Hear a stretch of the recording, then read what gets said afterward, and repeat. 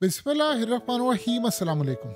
बड़ी अजीबो गरीब सूरत हाल पैदा हुई है कि ईरान को इस वक्त हंगामी ज़रूरत पेश आई है चाइना की और रूस की। हुआ ये है कि इस वक्त इसराइल ने इंटरनेशनल मीडिया पर, ख़ास तौर पर मिडल ईस्ट के अंदर अरब मीडिया पर सारी इंफॉर्मेशन रिलीज़ करवाना शुरू कर दी है और कहा यह है कि जैसे ही ईरान हम पर हमला करेगा हम उसके बाद फौरी तौर पर ईरान की ऑयल और गैस फैसिलिटीज़ को उड़ा देंगे और उसकी मिलिट्री इंडस्ट्री को भी उड़ा देंगे।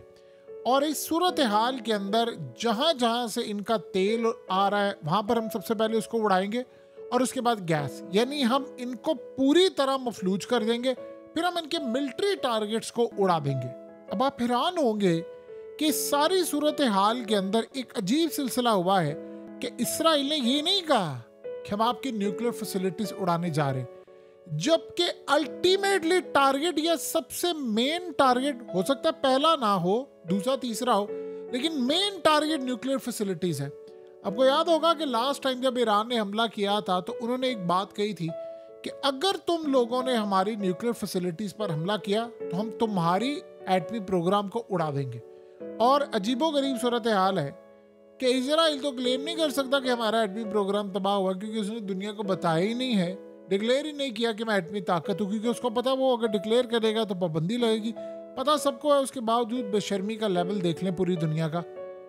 अब सूरत हाल ये है कि ईरान ने हंगामी मदद तलब की है चाइना से और रूस से। चाइना से उन्होंने असल में मदद तलब की है कि एक तो वो चाह रहे हैं कि हमें जो सर्विलेंस और इंटेलिजेंस मालूमात हाई रेजोल्यूशन में हमें टारगेट्स चाहिए, जो कि ममालिक जितने भी होते हैं वो एक दूसरे से मदद तलब करते हैं, वो है इसराइल के मिलिट्री टारगेट्स।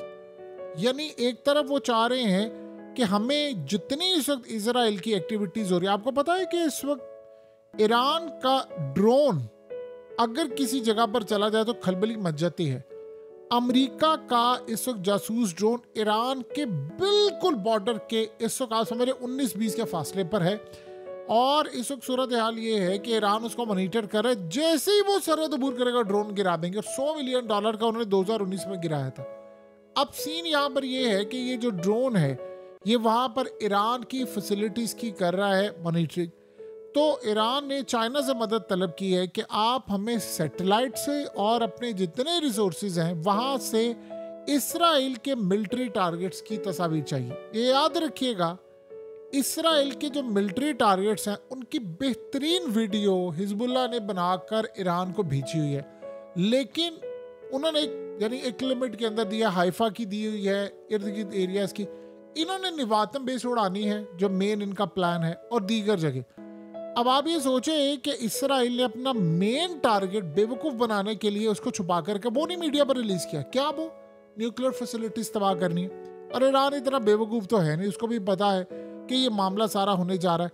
तो अब उन्होंने चाइना से मदद तलब की है कि आप हमें इनके टारगेट्स यानी पूरी जो जो इन्फॉर्मेशन मांगी है कि हमें ये एरिया की तस्वीर, ये चीज़ें चाहिए ताकि हम पता चले हमने कहाँ पर हमला कर रहा है। और दूसरा जो इस वक्त इसराइल एक्टिविटीज़ कर रहा है हमें उसकी चाहिए, क्योंकि अमेरिका मदद कर रहा है इसराइल की। तो उन्होंने रूस से भी ये कहा है और चाइना से भी कहा है कि आप हमारी इमीडिएटली मदद करें, हमें ये सारी इंफॉर्मेशन आपने प्रोवाइड करनी है। अब आप ये सोचें कि अब तक का ये मामला है कि इन्होंने यानी टारगेट तय हो गया, लेकिन उसमें आपको एक अजीब सूरत हाल नज़र आएगी कि अब सबसे बढ़कर एक अजीब सिनेरियो बना है कि जो शख्स आपकी स्क्रीन पर आ रहा है, आपको याद होगा कि पाकिस्तान में ज़लज़ले की बात हो या तुर्की में ज़लज़ले की बात हो, दीगर जगहों पर इस शख्स ने जो भी बताई उसकी जो एक्यूरेट इंफॉर्मेशन थी वो ठीक हुई। इस शख्स ने सबसे पहले अभी रिसेंटली ये कहा है, इसने कहा कि शाम के अंदर ज़लज़ला आने वाला है, शाम में, लेबनान में और इन एरियाज़ में जो इसराइल के साथ लगते हैं। अब वहाँ पर ज़लज़ला आया 5.2 की शिद्दत से।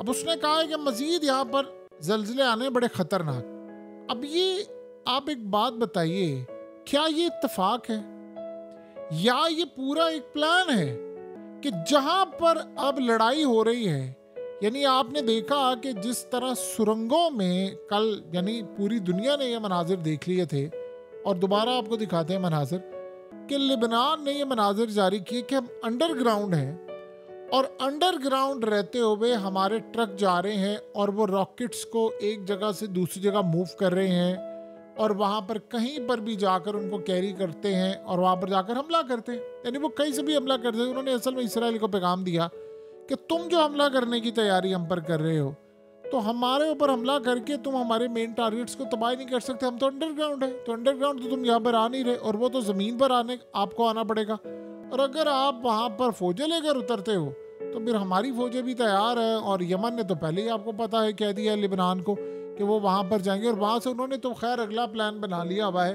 कि वहाँ से वो सीधा इसराइल घुसेंगे। तो ये तो सारी सूरत हाल आप सबके सामने आ गई। लेकिन अजीब सूरत हाल है कि इसी वक्त ये सारे का सारा मामला होना, ये चीज़ें होना, ये सब कुछ होना, ये एक बड़े सवालात को जन्म दे रहा है कि चल क्या रहा है। और उसके अलावा इस वक्त अमेरिका में अजीब तमाशा है कि कल से वहाँ पर लोग कह रहे हैं कि जी हमें वहाँ पर उड़न तश्तरियाँ नज़र आ रही हैं। यानी पूरे अमेरिका के अंदर कैलिफोर्निया डिफरेंट जगहों पर अजीबो गरीब तमाशा है कि पता नहीं क्या प्लान करने के लिए जा रहे हैं।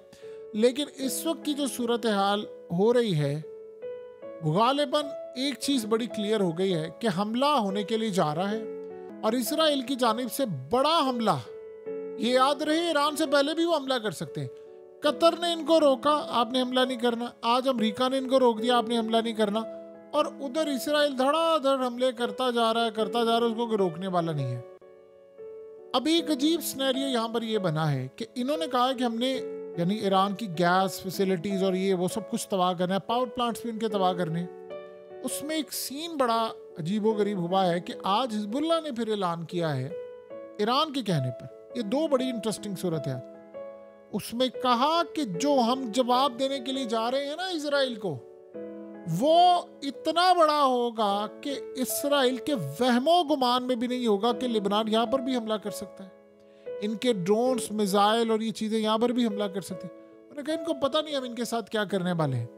यानी क्या उन्होंने इनडायरेक्टली, देखिए एक बात तो अच्छी तरह समझ लें कि अगर कोई इस गलत फहमी में है कि ईरान के, यानी ये बात तो बड़ी क्लियर है कि ईरान के पास अगर न्यूक्लियर वॉर हेड है, कि इसराइल ने भी कहा है और अमेरिका ने भी कहा है कि वो जो एटमी ताकत बना हुआ है वो वॉर हेड है। अब लेट्स से अगर ये वॉर हेड हैं उनके पास न्यूक्लियर वॉर हेड, तो क्या ये 8 से 10 हैं जितने भी हैं, क्या ईरान ने सारे अपने मुल्क में रखे? सवाल ही पैदा नहीं होता। जाहिर सी बात है उन्होंने कुछ एक आध लेबनान को भी दिया होगा, उनके अंडरग्राउंड भी है, और एक आध उन्होंने दिया होगा यानी जो यमन है या कहीं पर भी, कि अगर हमारा तबाह हो जाए तो हम यहाँ से हमला कर सकें। अब एक गौर करें चीज़ को, आज लेबनान के अंदर अंधेरा है, पूरी तरह वहाँ पर बिजली चली गई है, एयरपोर्ट्स बंद हैं, रेस्टोरेंट्स बंद हो गए हैं, पूरी सड़कें अंधेरे में डूबी हुई। वो कह रहे हैं जी फ्यूल की शॉर्टेज हो गई है। अब ये नहीं पता कि वाकई वो फ्यूल की शॉर्टेज हुई है, क्योंकि वो तो अब ये बात बता रहे हैं, या कोई बड़ी असले की खेप वहाँ पर आ रही है, या वहाँ पर कोई न्यूक्लियर वॉर हेड पहुँच रहा है, क्या हो रहा है। वो कह रहे हैं जी हमारे पास फ्यूल कम है। क्या इनको नहीं पता था ये फ्यूल की शॉर्टेज हो रही है फलाना? इनको यानी ये अजीबो गरीब सूरत हाल है कि इस वक्त आप एक्सक्यूज पेश करें कि ये काम होने जा रहा है। सबको पता है कि इसराइल मॉनिटरिंग कर रहा है, तो इस वक्त अगर आप अंधेरे में सब कुछ डुबो देंगे और फिर आप आसानी के साथ अपना जो माल लेकर जाना है, जो चीज़ें लेकर जानी है, तो वो अगर हो जाएगा तो ये बड़ी क्लियर चीज़ हो जाएगी। सो लिहाजा इस सारी सूरत हाल के अंदर ये मामला इस वक्त जो चल रहा है वो बड़ा इंटरेस्टिंग है, और इसराइल इन तमाम चीज़ों को अच्छी तरह मॉनिटर कर रहा है, इसराइल इन तमाम चीज़ों को अच्छी तरह देख रहा है।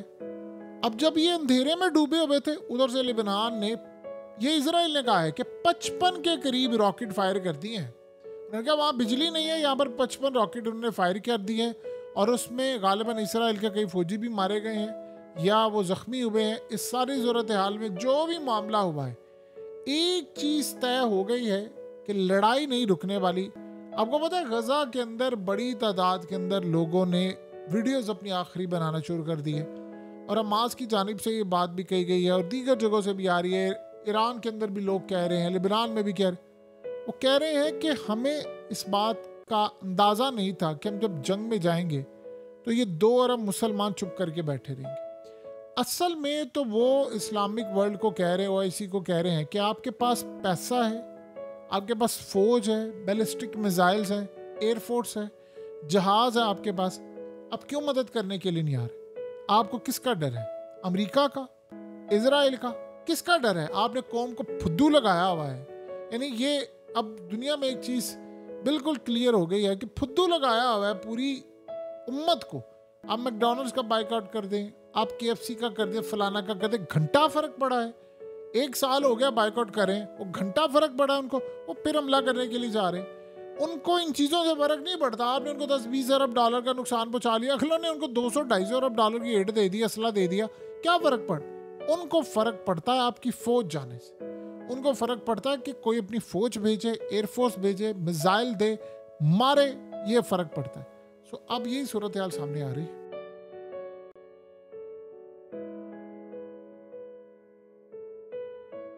हकीकत टीवी को सब्सक्राइब करना मत भूलें, वीडियो को लाइक करें, शेयर करें और कमेंट सेक्शन में अपनी राय का इजहार ज़रूर करें।